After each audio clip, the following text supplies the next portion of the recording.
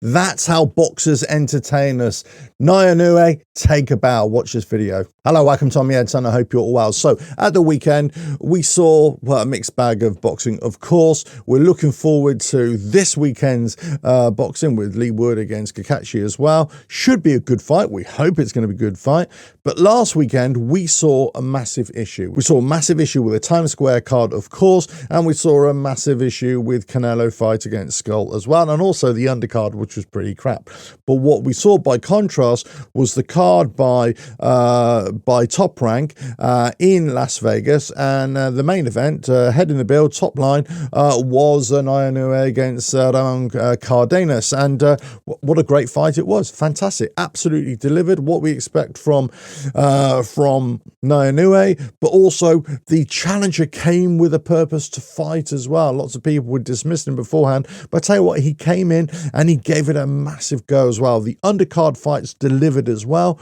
By contrast, the other fights didn't. And this is what I want to say about the other fights that didn't deliver. These boxers have to understand, 100% have to understand, that this is an entertainment business. Your boxers are there to do things that we can't do, to entertain us in a way that is, it's for some people it's barbaric, but it's just a way of entertaining us and providing on a spectacle. If you're a fighter, right? You're a boxer, and you don't box and you don't fight, everybody's kind of wondering, well, what are we watching there? What are you in there for? You know, you could label that as anybody else doing whatever they do. If you're a musician, but you don't play a song, what are you doing? If you're a footballer, you don't play football, you're not really good at football, then what are you doing? You know, so you're expecting people to pay their money to buy a pay-per-view. In the Times Square event, you couldn't even go and see it. A bit of a farce there in those terms. And I think a lot of people have been quite complimentary about the setup and everything about the Times Square. I got to say, on reflection, I'm not. I think it's a good idea, but it just didn't work. On many levels, it just didn't work. From a spectator point of view, from a product delivery point of view, from an audience on a TV point of view, it just didn't deliver. And the fights certainly didn't deliver as well. But it's just so disappointing when you've got boxers who go into the ring and they just pussyfoot around and they just don't try and they just don't commit. And there's a difference between the art of hitting and not hitting, where you can really see the skills and you can have so much appreciation and enjoyment of a boxer who's just showing that high level skill, that elite skill. And the difference between those who either just don't want to try or are just on their bike the whole time, or you just don't want to engage and just don't even want to throw a punch. Contrast that the week before when we had Benn against Eubank Jr. And a big shout out, I've got to say, to those two boxers, I've got to say, because the way they've spoken post-fight has been, for me, brilliant. Benn, got to say, in terms of, I'm putting aside everything that's happened the last couple of years in terms of, the failed drug tests and everything, for 1 second. All I'm saying is the things that you are saying, the manner in which you've taken the defeat, the way you've spoken about it, the way you've said about, wanting to come back, go again, all this sort of stuff, I think it's been really refreshing. It's been really refreshing to see how honest you are about your performance, but also, about the time and what's happened, and also how you've been received as well by other people. Because everybody knows you brought the fight. You brought the fight. Great. This is what people want, right? Also got to say about Eubank Jr., he's been relatively quiet, but he's done a couple of interviews. He did one with the Diary of a CEO. Fantastic. Go and listen to that, because he comes across really well. In my opinion, he comes across really well as well. They've both come out with so much credit, so much respect from, I suppose, one another as well. They don't like each other, of course, but they come out with so much respect in terms of the eyes of the public, because people want to see that again. Okay, maybe they don't even want to see them fight each other again, or they do, regardless, but they definitely want to see they're invested in these two, because guess what? These two delivered a performance. These two delivered a show. They put it all out on the line there, and they told us that we are fighters, we are boxers, this is what we do.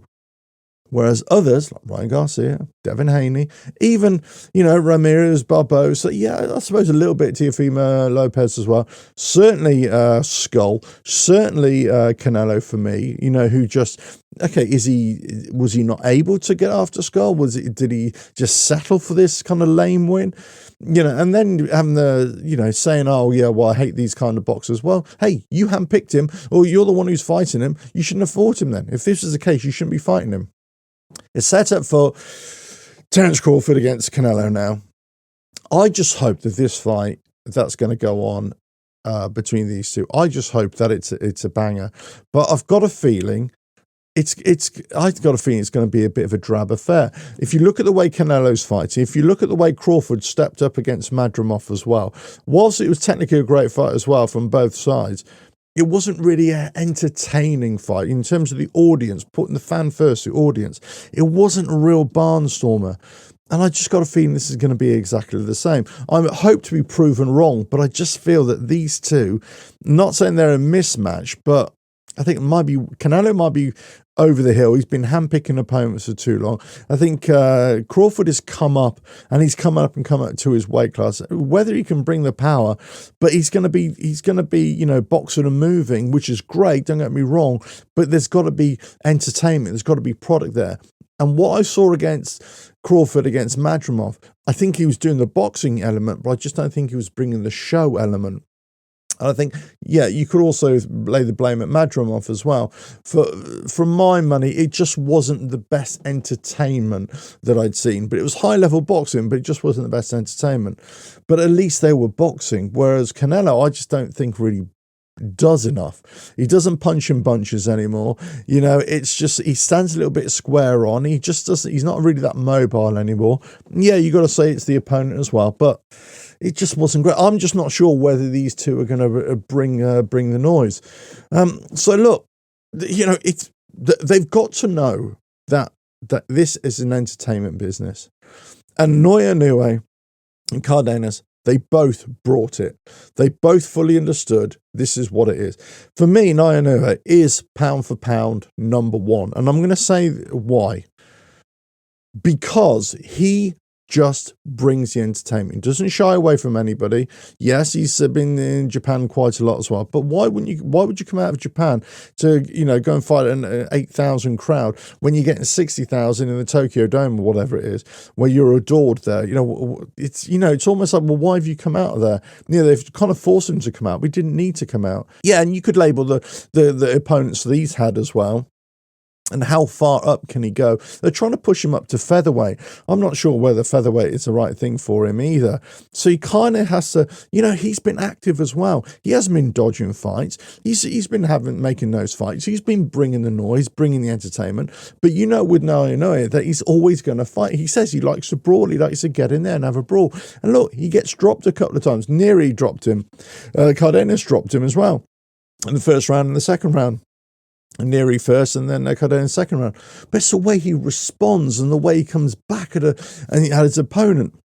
Everything about this fight, you're loving it. You're watching it. You're dialed in. Conor Benn against Chris Eubank Jr., if they have a second fight, you're going to be dialed in. Anytime these fighters bring it, you're dialed in. You want to see more because that's a barnstormer. That's what you want to see. You want to be entertained. When you're seeing the likes of Ryan Garcia, who's just being overpaid and way overpaid for what he's delivered so far and what he delivered again. Same with Devin Haney. It's just, and then Canelo. And Canelo just earned millions upon millions. And you're telling me that he's worth what the reputed, I'm not even sure if it's a reported $80 million that he got for that fight. You're telling me that performance on any scale is worth that money? No chance. Now, if it was a barnstormer and you could see that it was going hell for leather and Skull really brought it to him, I know. Before you say there are two to tango here, he needs the other one. Absolutely. But it's also about matchups. This is also about the boxers themselves and the promotion teams and the management knowing which is going to be the fight to bring an entertainment and bring a spectacle. And I'm not sure that we're getting that. We were kind of promised this with Riyadh season and fight card, with the Ring magazine, Turkey Al Sheikh and everything to bring the fights. But a lot of these fights just they're really disappointed, and I actually feel sorry for Turkey Al Sheikh and Ring magazine, because they put on these fights and only one of the fights has delivered. That'd be Conor Benn and Chris Eubank Jr. All the others just not delivered at all. But as I say, they've got to know that it's about entertainment. They've got to know that you got to fight, or you got to bring it. You got to bring a performance. You got to bring a show. You got to bring entertainment. You know, whether it's your style or not, but you've got to show your audience that you are trying your absolute best here to leave it all in the ring, and to either completely dominate your opponent, or it's going to be a hard fight and you're trying your best, just like Naoya Inoue does. That's for me why he's pound for pound. And the problem is, for me, it is between him and Usyk. They're number one, number two. I don't think Crawford is number one. And the reason why I say that is because, again, of his age, but also the infrequency of fights now as well. And that's the problem. You kind of have to push yourself out. Whereas Usyk and Naoya Inoue, they are fighting all the time. So therefore, this is where I put them. I mean, if Usyk wins against down in Dubai, you've got to put him in number one. These two are going to change backwards and forwards. But I think Crawford, even if he beats Canelo, I don't think he goes to number one, because I think, well, okay, let's fight somebody younger. Let's fight somebody who's right there and see where we're at with it. But I could be completely wrong. Really disappointed last weekend with the boxing. Looking forward to this weekend. But as I say, entertain us. Be entertaining. Get us invested in who you are as a boxer, and then you'll have the adulation. You'll have the masses really looking forward to what you have to say, what you do, and definitely your next fight. And that will translate into pay-per-view buys, and that will translate into the future of your earning potential as well. And that is what Conor Benn, Chris Eubank Jr. and Naoya Inoue, and to a certain degree Cardenas as well, Roman Cardenas did for themselves. They did that. We're invested in them. The rest, couldn't give a monkeys. Let us know your thoughts in the comments below. If you like what I do here, keep on watching the videos. Don't forget you can go to the website revelatoralf.com/books for all my books that I sell, sporting books. New look website there as well.